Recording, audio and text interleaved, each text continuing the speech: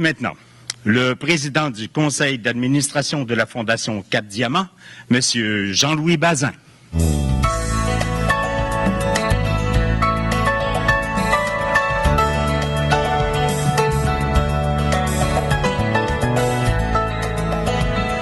Bonsoir, Madame la présidente d'honneur de l'événement, Madame Guérette, chers amis. Je vous souhaite la bienvenue à cette soirée bénéfice au profit de la Fondation Cap Diamant. Vous me permettrez de vous remercier sincèrement, chacun d'entre vous, et aussi tous les donateurs qui ont contribué à notre campagne de sollicitation 2016 pour le soutien financier que vous apportez à la Fondation Cap Diamant. Mes remerciements s'adressent également à notre présidente d'honneur, Madame Marie-Josée Guérette, vice-présidente exécutive aux affaires corporatives de la Capitale Groupe Financier. Elle a cru en notre mission et elle a fait en sorte que son entreprise accepte de soutenir la Fondation dans l'organisation de cette soirée théâtre. Merci de cette belle marque de confiance à notre endroit. Sans l'aide de nos bailleurs de fonds, les personnes aînées bénéficiaires de notre aide n'auraient pas cette opportunité de prolonger leur vieillir chez soi dans la dignité et en toute sécurité. Vous nous donnez les moyens de leur apporter le réconfort dont ils ont besoin, de briser leur isolement, de pouvoir compter sur une présence régulière d'un ou d'une préposée au moins aux 2 semaines et de leur procurer des instants de bonheur dont elles sont trop souvent privées. Je salue également nos 4 coopératives ou entreprises d'économie sociale, nos partenaires privilégiés qui dispensent ce service d'aide à la vie quotidienne aux personnes aînées que nous aidons. Nous sommes fiers du respect et du dévouement qui caractérisent l'aide qu'elles procurent à nos bénéficiaires.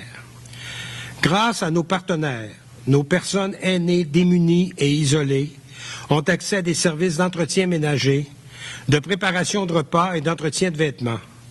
Au surplus, la personne qui leur procure ce service, au moins une fois aux 2 semaines, peut faire les courses et jeter un œil avisé sur l'évolution de leur perte d'autonomie.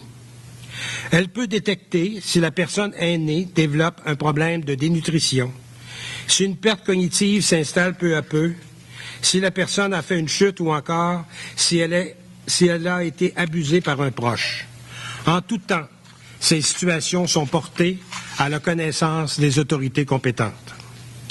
Vous savez, sur le territoire que nous desservons, le territoire de la communauté métropolitaine de Québec-Rive-Nord, on dénombre environ 2000 personnes aînées en mesure de se qualifier pour obtenir de l'aide de la Fondation et bénéficier des avantages du programme Réconfort Plus. Ces personnes aînées n'ont que pour seul revenu leur pension de vieillesse et le supplément de revenu garanti, soit environ 1 000 $ par mois. Actuellement, la Fondation apporte son aide à 35 bénéficiaires.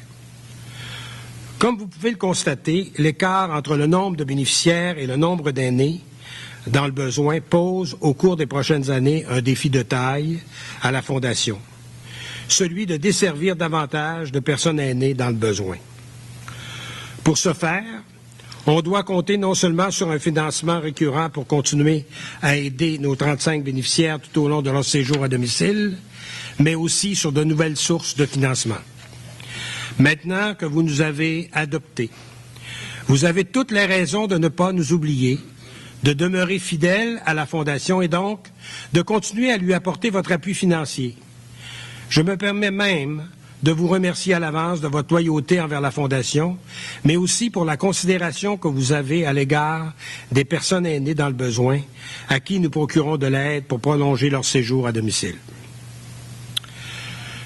Je ne voudrais pas terminer mon mot de bienvenue sans rendre hommage à la personne qui m'a précédé à la présidence de la Fondation. Il s'agit de M. Marcel Giguère.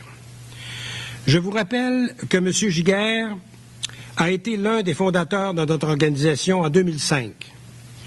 Après avoir assumé brièvement les tâches de secrétaire du conseil d'administration de la Fondation, il a été élu à la présidence de la Fondation Cap Diamant. Dès lors, une énorme responsabilité l'attendait. Il devait tout mettre en place pour que la Fondation puisse prendre son envol.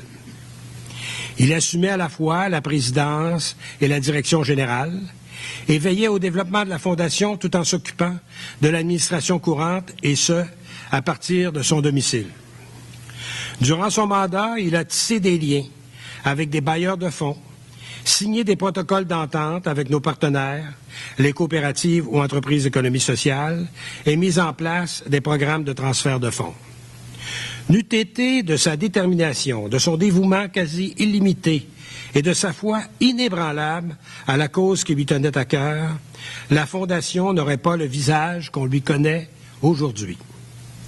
Monsieur Giguère, la Fondation aura toujours en mémoire que sa vitalité et son devenir sont tributaires en grande partie du bâtisseur et du grand philanthrope que vous avez été. Pour vous remercier, il nous fait plaisir de vous offrir à vous et à votre épouse, Raymonde, un abonnement à l'opéra, une activité culturelle qui vous est chère à tous les deux. Avant de quitter, permettez-moi de vous souhaiter une excellente soirée, de vous divertir et de vous rappeler que tous les profits seront utilisés pour soutenir les bénéficiaires de l'aide de la Fondation à bien vieillir chez soi, mieux et plus longtemps, dans la dignité et en toute sécurité. Merci.